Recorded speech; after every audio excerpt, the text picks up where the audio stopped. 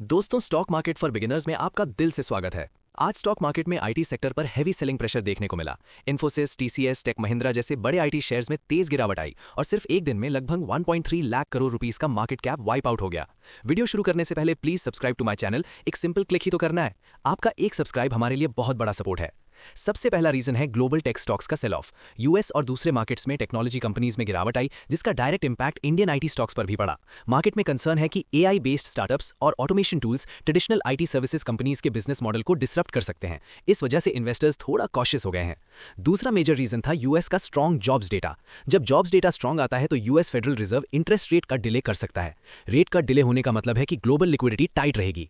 IT companies का काफी revenue US से आता है, इसलिए वहां की इकोनॉमिक पॉलिसी का डायरेक्ट इफेक्ट पड़ता है। निफ्टी आईटी इंडेक्स लगभग 4.6% तक गिर गया इंट्राडे में। सेक्टर का टोटल मार्केट कैप गिरकर 27.6 लाख करोड़ के आसपास आ गया।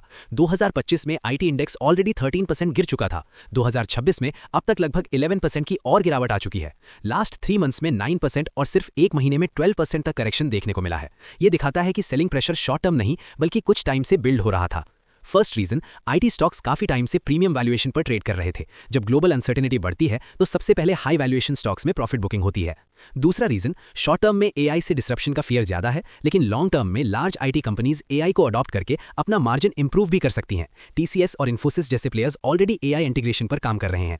थर्ड रीजन, इंडियन आईटी का 50 to 60% रेवेन्यू यूएस से आता है। अगर यूएस में रेट का डिले होता है या रिसेशन का रिस्क बढ़ता है तो ऑर्डर इनफ्लो स्लो हो सकता है। ये अपॉर्चुनिटी है या वार्निंग?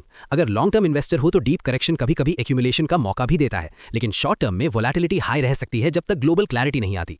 आज की गिरावट का main reason global tech sell off plus US rate cut uncertainty है। सेक्टर ऑलरेडी प्रेशर में था, इसलिए सेलिंग और एक्सेलरेट हो गई।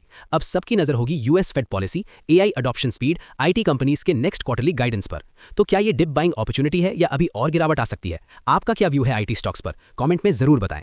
और हाँ, ये सारी इन्फॉर्मेशन सिर्फ एजुकेशनल और इन्फॉर्मेशनल पर्पस के लिए है। हम सभी रजिस्टर्ड एडवाइजर्स नहीं हैं, तो कोई भी इन्वेस्टमेंट डिसीजन लेने से पहले अपने फाइनेंशियल एडवाइजर से कंसल्ट जरूर करें।